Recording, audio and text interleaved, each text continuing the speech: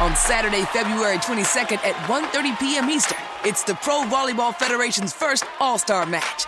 The league's biggest stars will clash in a can't-miss event hosted in the Indy metro area, home of the Indy Ignite. Catch every serve, spike, and save live on CBS. Don't miss this historic showdown of volleyball's finest. The Pro Volleyball Federation All-Star Match on February 22nd at 1:30 p.m. Be there. Deciding on what to listen to is hard. Using Zumo to stream music from iHeart 90s radio is easy. Or play iHeart Country or Hip Hop Beats. Your choice, all for free. Stream easy with Zumo Play. Get live and on-demand entertainment with no logins, no signups, no accounts, no hassle. This February, stay in and watch Glory starring Denzel Washington and Matthew Broderick, or the rom-com Breaking All the Rules with Jamie Foxx and Gabrielle Union. All streaming free on Zumo Play. Go to play.zumo.com now. Life is hard. Zumo is easy. The Philadelphia Eagles are Super Bowl champions. It's over! Fly, Eagles, fly! Celebrate the big win with the official licensed Super Bowl champions gear. Available now at NFLshop.com. The Eagles win it! Super Bowl 59! From jerseys to hats to must-have collectibles, we've got everything you need to rep your team with pride. Don't wait. These styles won't last. Shop now at NFLshop.com and gear up like a champion.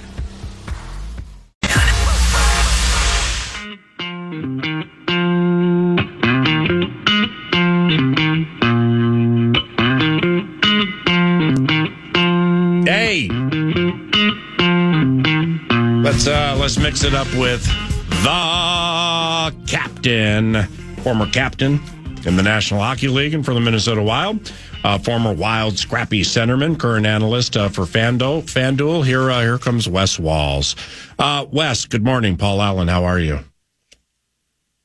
It's great to be with you, bud. It's been a minute. Yeah, I've seen you at TRIA and stuff, but I mean, like having you on the radio, it's let's ramp that thing up specifically with the postseason on the horizon for the NHL. 100%. But I appreciate that too. Let me get this out of the way. Our texting last night. What was happening with girls' high school hockey last night? What was your daughter getting the worst of it against a team? Senior at Eastridge High School, and the playoffs are going on, and we hooked Hill Murray in the second round after getting by Gentry, and we ran into a lion last night. We got knocked around pretty good last night by the Hill Murray girls, and Chrissy and Johnny Pohl running the bench there for Hill Murray. It's kind of a tall task, but anyway, the season's over for the Eastridge Raptor gals. Come up a little short. Oh, that's too bad. She's a senior?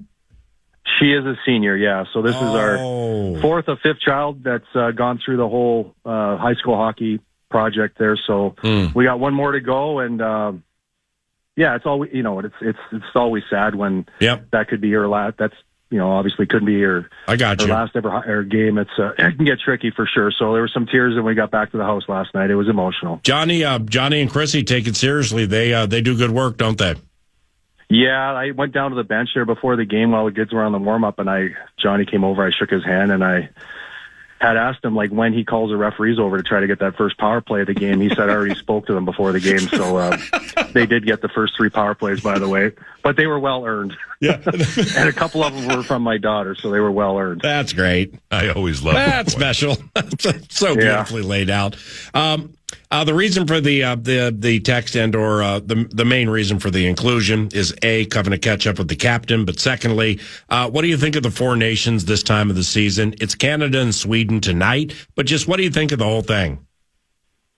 I figured you were going to ask about that, PA. I don't know. I've given it a lot of thought. I'm really torn about the whole tournament right in the middle of the season. To be perfectly honest with you, I don't really know what to think of it. I know the league is obviously going to shut down for 2 weeks. I don't know how the players are going to look at it. Obviously the NHL product for me, when the guys get back after 10 days and 2 weeks off, PA, the NHL product when we get back is going to be unbelievable. I'm telling you, to have a break for 2 weeks in the middle of the season, for all the guys, and I always come back to that first round of the playoffs when there's always 3 or 4 days off before that first game and game 1 in the playoffs. And the pace of the games it's always just amazing. It amazes me that guys can play that hard. And the NHL product's going to be amazing when the last 2 months, the teams are going to play here to try to get into the Stanley Cup. But the actual tournament itself, I think once the game starts here tonight, especially with Canada here in Sweden, and I've played for Team Canada in a couple different events, and there really is nothing like it. When you're donning your country where you were born and raised, and you're wearing the flag and representing your country, pride is going to take over, and it's going to take Matthew Tkachuk and the Tkachuk boys like a split second to chop somebody over the head, and it's going to be on, and it's going to be 2 weeks of just 4 teams beating each other up. I wish there were 8 teams in the league. Obviously, the Russians not being there is a downer, because they may have the best, they could probably field the best team out there right now with the guys that they have in the National Hockey League. So, but it's going to be amazing to watch. I do think it almost feels like it's a bit of a tryout, like for the Olympics in a couple of years for a lot of these younger players, including guys like Boldy and Brock Faber that are going to represent the United States club. Hey, Wes, outside of playing, I know you were on the bench for the Tampa Bay Lightning. Did you ever work in a front office? No, I've never been in a front office. No. All right. Well, see, Wes played and Wes coached. So what do you think coaches and like GMs think about players who have been hurt, sucking it up for the Four Nations now and potentially putting themselves in more peril? I mean, I can tell you right now, there's a lot of general managers and owners around the National Hockey League that are going to be holding their breath for 10 days straight, just to be able to try to get to the Stanley Cup playoffs and win a playoff round and win a Stanley Cup. I mean, you need everybody. And if you're going to lose a couple of your top guys, that's why it's going to be interesting for me, just to see how these games play out. Is Matthew Tkachuk tonight, or tomorrow when the U.S. play the Finns, is he going to run Barkov through the wall and smack his head in the, you know what I'm saying? Like it's a kind of just a weird dynamic. And, there are some general managers and owners around the league that are very nervous about this. There's nothing you can do about it, PA, so there's no sense in worrying about it. Right. And I know Billy Guerin talked about it. I think he was on with maybe Barrero a few days ago, and there's no sense in losing sleep about it, because you can't tell the players not to go, and if they want to go, that's their prerogative. But it's going to be interesting. I think going into the tournament, for me, probably the Americans were probably the favorite for me, just because of the big 6'5" goaltender they have from Winnipeg, Connor Hellebuyck. I think he's the best goalie in the world, and has shown that he's the best goalie in the world over the last couple of years. Having him in a short tournament, I think puts USA to the team as the team to beat. But with Quinn Hughes not in this tournament now for the Americans, PA, like that evens the playing field for me. That really does even the playing field. And I know Team Canada are going to get Drew Doughty back. They've got him back, and I think he's going to play in this tournament. So getting him back for Team Canada is going to help their cause as well too. But yeah, there are some general managers and owners around the league that aren't going to be sleeping very well for the next 2 weeks. Walls. Okay, so that said, who's more stacked and why? Canada or the U.S.? I mean, all these teams are just, I think the Finns obviously are the one team that aren't quite as deep as the other three teams. But I was just looking at the Swedish lineup the other day. I'm like, how can you say the Americans and Canadians are better than the Swedes? So listen, for me, I think the defenseman I think on the defensive side of things with the goaltending and the defenseman that the American squad can put out there 1 through 6. If Brock Faber's your number 6, you're going to be pretty good.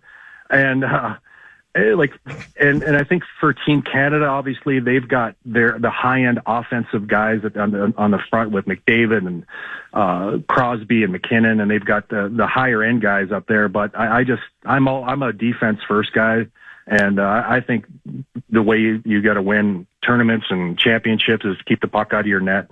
And I think that's why I think the Americans probably have.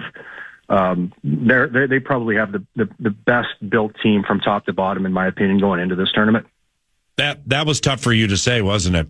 And then I bring that up because I know how prideful you are of your homeland, of Canadian hockey. And I was just hoping, like I asked the question, who's better and why, Canada or U.S.?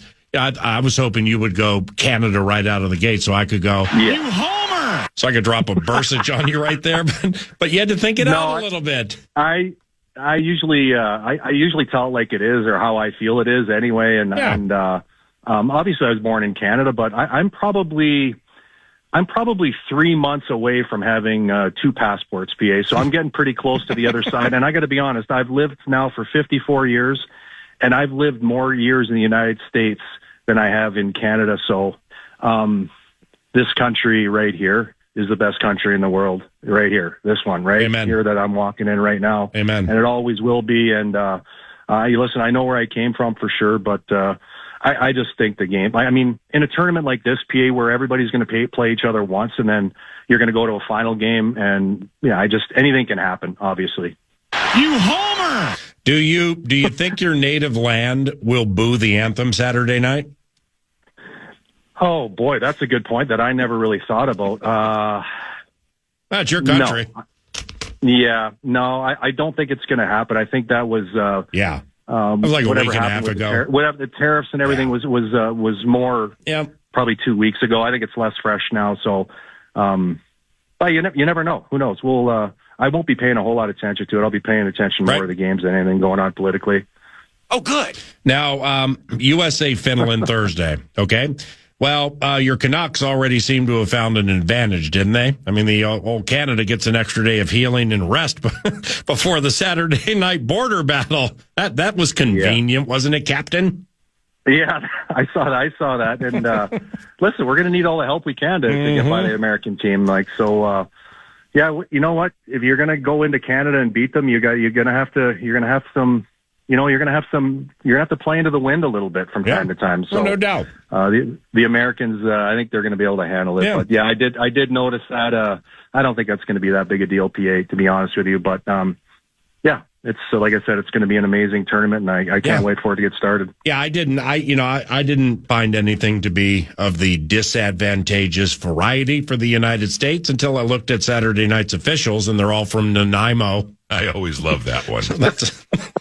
All right, Nanaimo 3-2. Sure What do you think of the Wild season so far, Mr. Walz?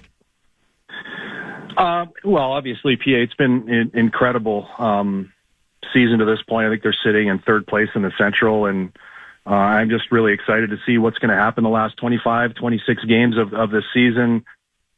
For what this Wild team has gone through from the beginning of the season, knowing what needed to happen at the beginning of the season, getting off to a great start, PA, considering what happened last year, our coach getting fired, and for us to come out of the gate 18-4-4, says a lot about this team, considering most of the games, 70% of the games are out on the road, and the amount of injuries. I don't think Wild fans, I mean, I know they know that we've been dealing with injuries all season long. I don't think Wild fans really, truly grasp what's gone on this year with this Wild team as far as injuries. Kaprizov's missed 19 games. Zuccarello's missed 15. X missed 17. Spurgeon's missed 17. Brodeen's missed 22. Middleton's missed 21. I just did the math before we got on here.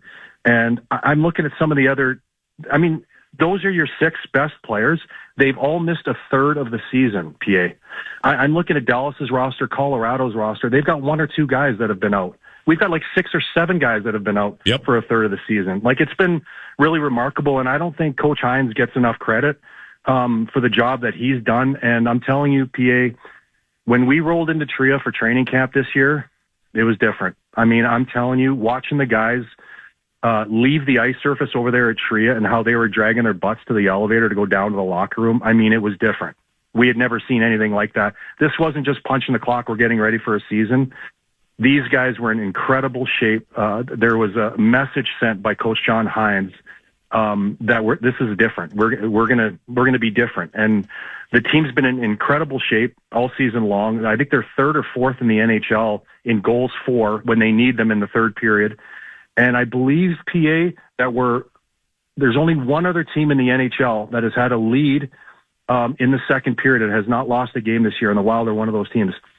So they're able to take their conditioning and put points in the bank, too, when other teams are pushing hard, too. Obviously, you need goaltending and all that, but I think just how the tone was set at the beginning of the year, has really put this Wild team in a place where it's incredible. It's just it's truly remarkable, and we'll see how the end of the season plays out. Hopefully some of these guys can get back and get healthy, but Coach Hines, in my opinion, has just done an amazing job with this crew. Awesome answer. Hey, are we approaching the Wes Walz hockey schools? Like when do those begin? And they it keeps growing every year, right? I mean, are you up to 4 or 5 or 6 spots?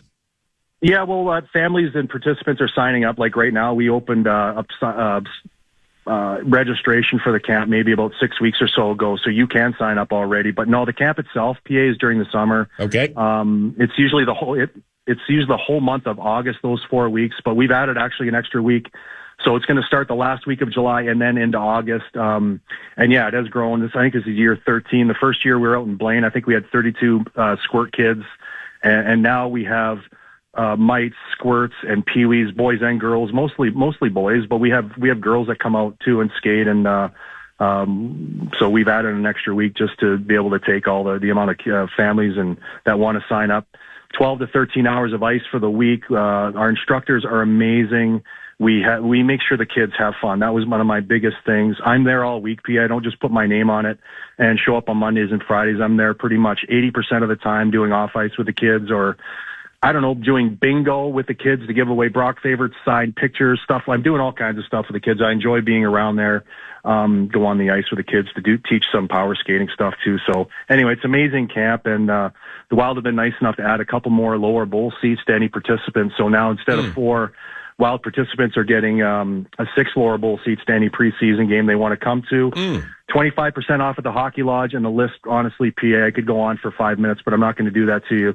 If you want any more information on the hockey school, you have to go to wild.com/hockey school. That's where you can register, and that's where you can find out all the information and different sites that we're at. So it's an amazing camp, and I'm proud to be part of it. Wild.com/hockey school, right? You got it, PA. You got it. All right, ma'am. The captain. Let's stay in touch, okay? See you, bud. That's Wes Walz, former captain of the Minnesota Wild. Wild.com/hockey schools to learn about second to none hockey tutelage from the captain. Chris Finch, coach of the Minnesota Timberwolves, joined 9 to noon 2.5 hours ago. If you missed it, we're going to play it back around the corner.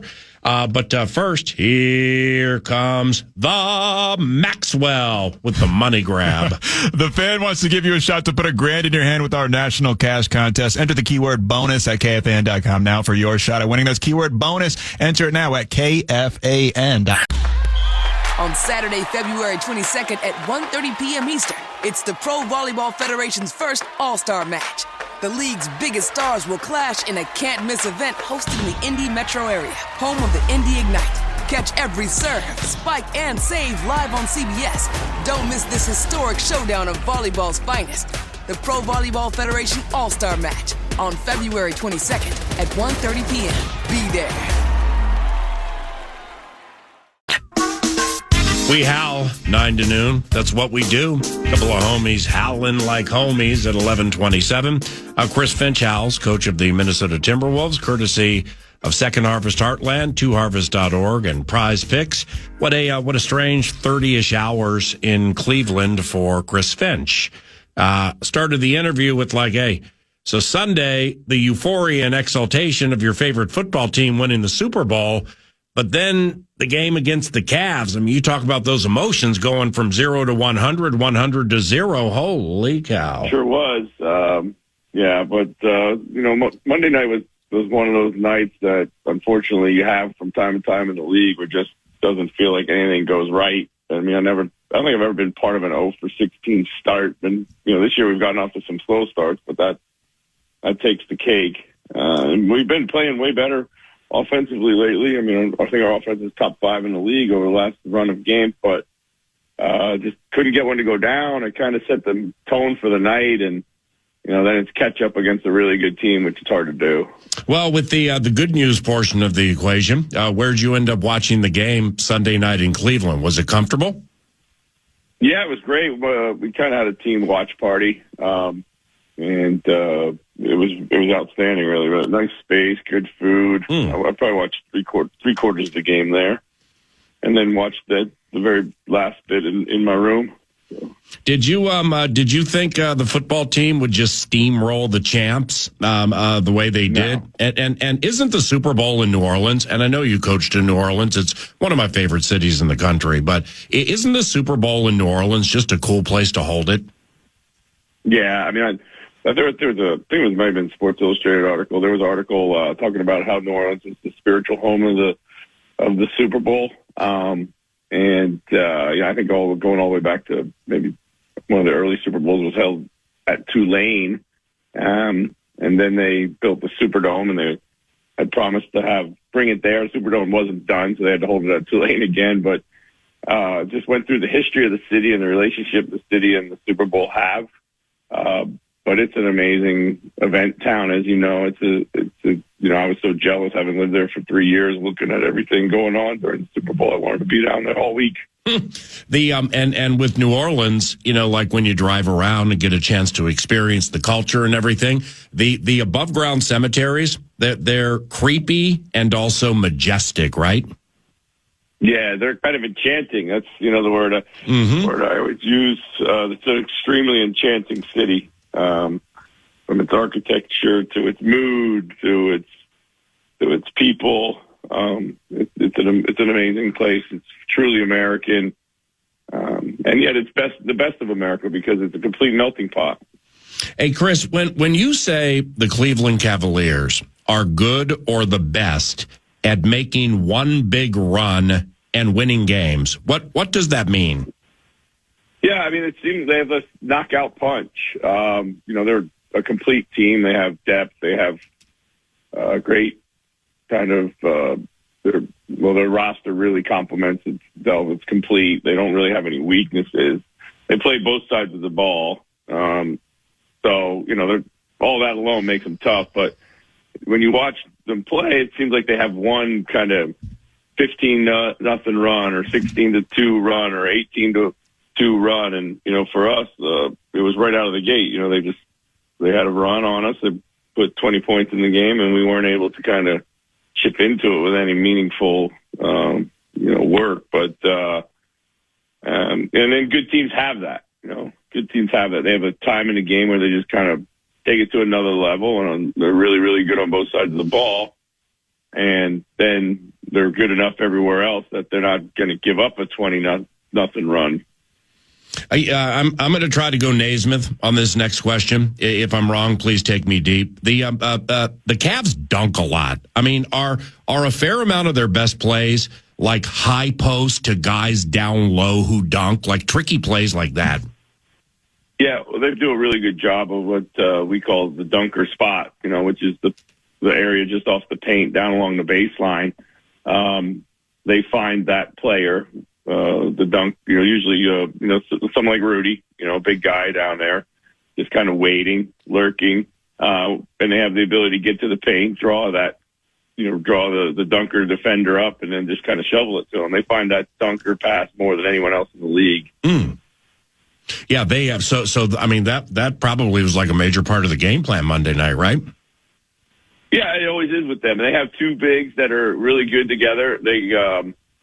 They played what we, big to big a lot, which means the bigs, kind of on the interior, which you don't see a lot anymore. We would do it a bit with Kat and Rudy last year. We do it a little bit with Julius and Rudy this year, but those guys are really, really good at it.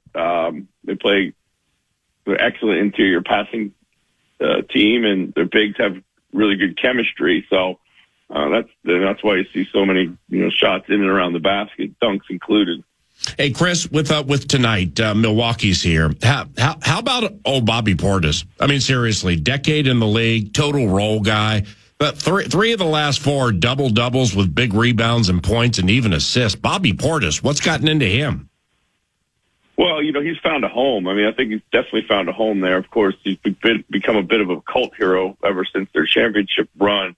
But he's been a good player since he's been in the league. Sometimes it takes you a little while to find a team that really appreciates you or really needs you and all the things that you can do. And, he's embraced his role coming off the bench, brings him instant scoring, instant energy, plays with a ton of passion, has a nose for the ball, got good size and physicality.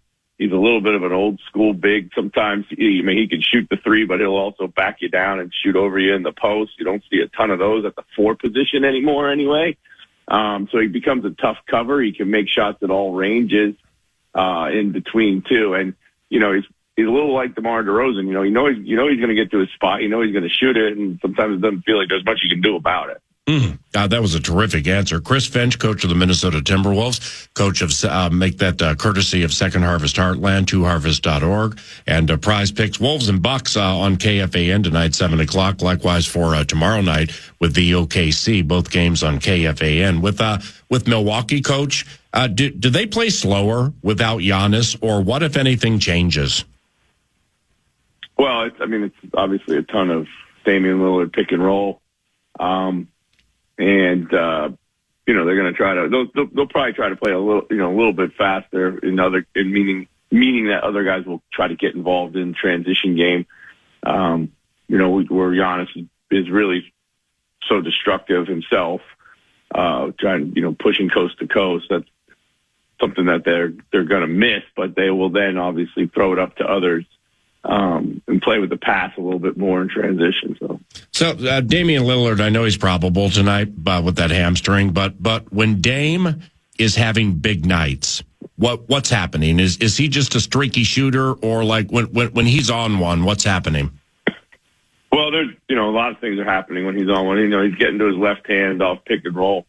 That's kind of been. He can shoot the step back. He can get downhill. He's the last couple of years, he's really mastered getting to the free throw line at a high rate. And that's probably was not always the case early in his career. And then the most dangerous thing about Dame is he's one of the best closers in the league. So, yeah, at the end of the game, he knows he's going to get to his spot. He knows he's going to be able to rise up. And at that point in time, he can. Again, he also can score it from all different ranges. You make the three over top you, he'll race you downhill, but he'll also take the mid-range shot and whatever the defense is giving him at that time. So for you guys, Chris, 13th game tonight for second-year guy Jalen Clark. So that there's ample film on him and that Bulldog defense.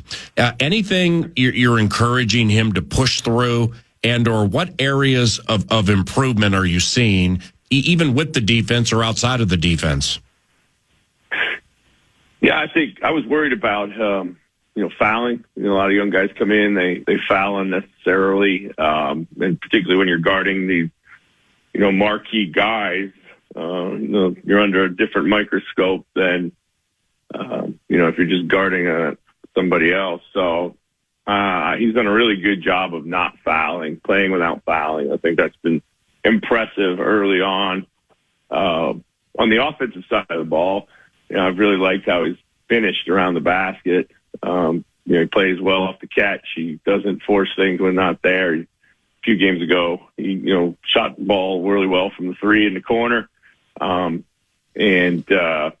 closed him out pretty well in Cleveland, and he drove it, and he finished at the basket. So he's really playing within himself, which is a big key for young players.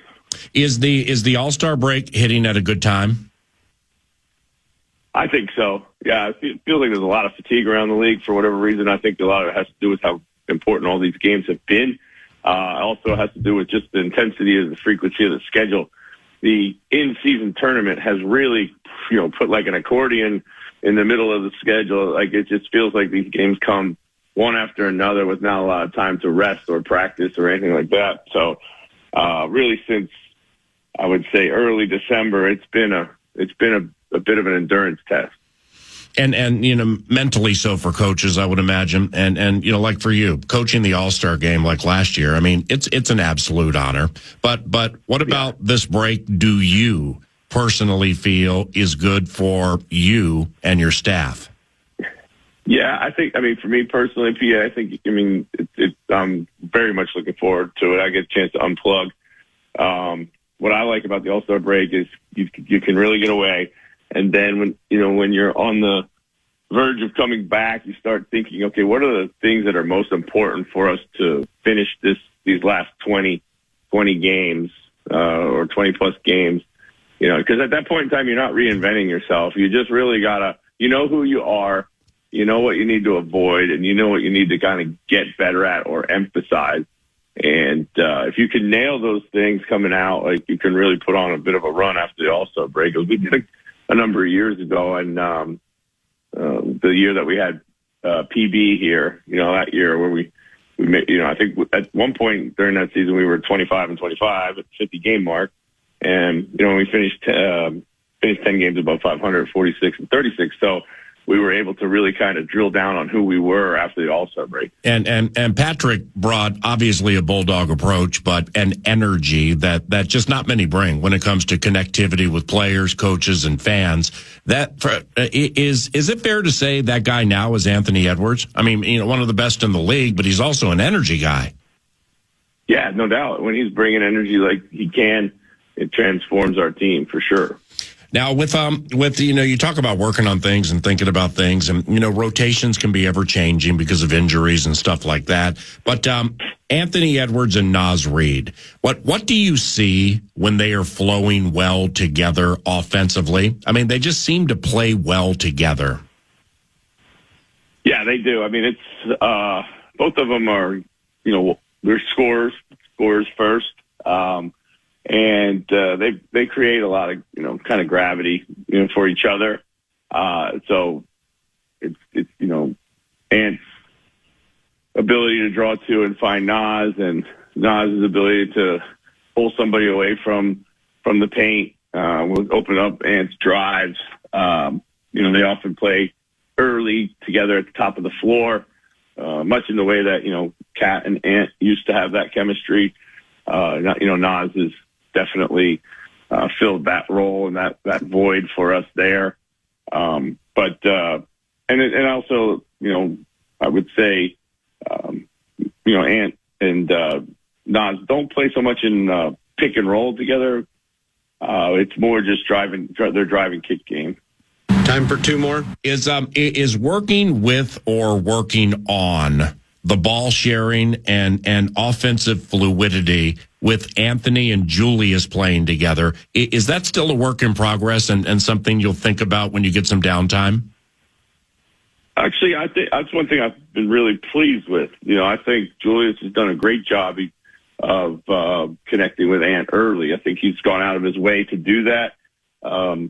We've mentioned several times throughout the season. I know I've done it in media availability, but I'm a firm believer that a lot of Anthony's 3-point shooting, he came into the season looking to get up more threes and trust his three more, but he also has had a lot of really good looks created by Julius's, kind of kickouts or early dribble handoff actions in kind of at the end of transition. So they've definitely they've got a different kind of chemistry than the one we were just talking about with Naz and Ant, so which is good. It gives us some variation. Want a quick 3-point shooting related trivia question I'm going to unfurl for somebody else later in the show? Sure. Anthony Edwards leads the NBA in 3-pointers made. He has 220. Who is second? Ooh. Now you got time to get to your phone. That's super special. All right. No. I would say Damian Lillard. Malik Beasley. Oh, wow. How about that comes off the bench for the Pistons, just chucking him up and seems to be hitting a bunch, right? Yeah, exactly. Well, I wish he made more when he was here. All right, last one. That was brilliant. Playing fast off that Eagles win. All right, 3-2. Milwaukee, then OKC. Both games are on KFAN. Holmgren is back. Last two against Chet. He's averaged about 10 points per game. So the last two, you guys have done a good job against him. Those guys are tops in the league in fewest turnovers and creating turnovers. I mean, winning those categories is going to take somebody a long way, right? Yeah, I mean, listen, that's the game for them. I mean, they've got a really good team. They're obviously MVP candidate in Shea, but the game comes down to turnovers. I mean, we were down there when we played them earlier in the season. We were up 12. I thought we were really controlling the game. Halftime comes. we start the third quarter in a pretty good manner, but we had a run of turnovers. I think we had 8 turnovers in the third quarter, which flipped the game, from up 10 to down 10 in a hurry. And that's it. They do very aggressive defense. They swarm. They're one of those defenses that foul you everywhere all the time. It's impossible to call all the fouls, so you just got to be strong. You got to take care of the ball, and you've got to have a mindset to play through all the contact.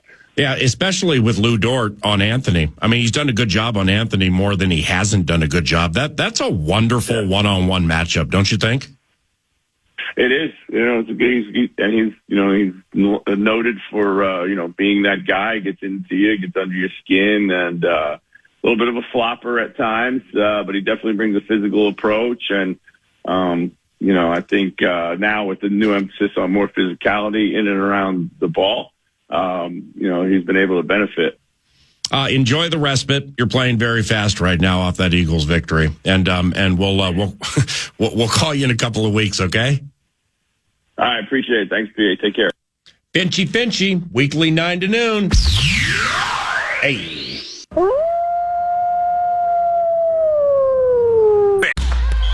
On Saturday, February 22nd at 1:30 p.m. Eastern, it's the Pro Volleyball Federation's first All-Star match.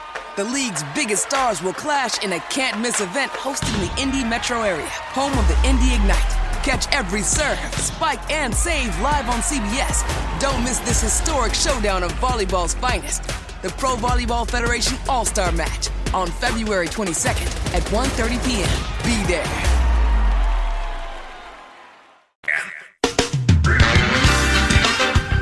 The Four Nations face-off begins this evening. Max will be by my side tomorrow. I've been pining to ask you this question the entire show. Canada and Sweden to kick it off. Who do you like and why? I always love that one.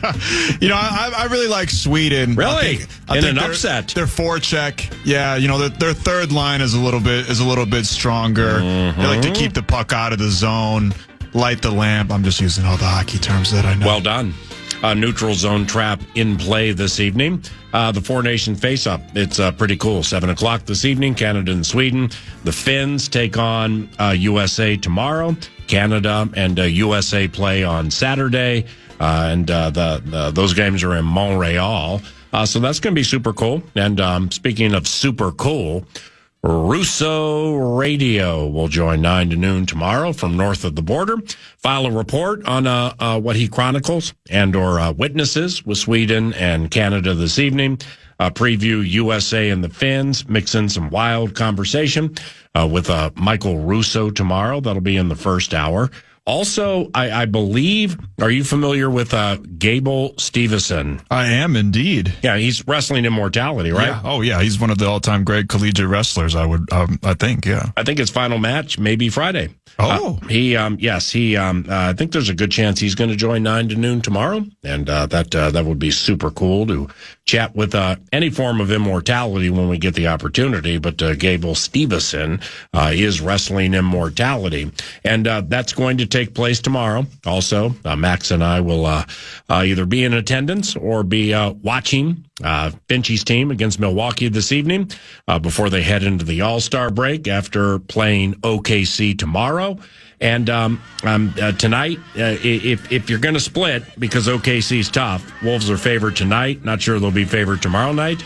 Giannis not playing tonight. Damian Lillard's probable, but he'll play. Somebody put a body on Bobby Portis. Don't let Brook Lopez hit 5 threes. And you should leave with the money tonight, because tomorrow is a team of the beastly variety. SGA, Lou Dort, Minnehaha Academy's Chet Holmgren, and the rest of the OKC Thunder. And we're here to talk about it 9 to noon at FM 100.3 KFAN, your audio home for not only 9 to noon, but everything funky and fun. We thank Max Fuller. I'm Paul Allen. Have a great day. Podcast today's Paul Allen Show, or listen back to previous show and interviews by going to the iHeartRadio app or KFAN.com. On Saturday, February 22nd at 1:30 p.m. Eastern, it's the Pro Volleyball Federation's first All-Star Match. The league's biggest stars will clash in a can't-miss event hosted in the Indy metro area, home of the Indy Ignite.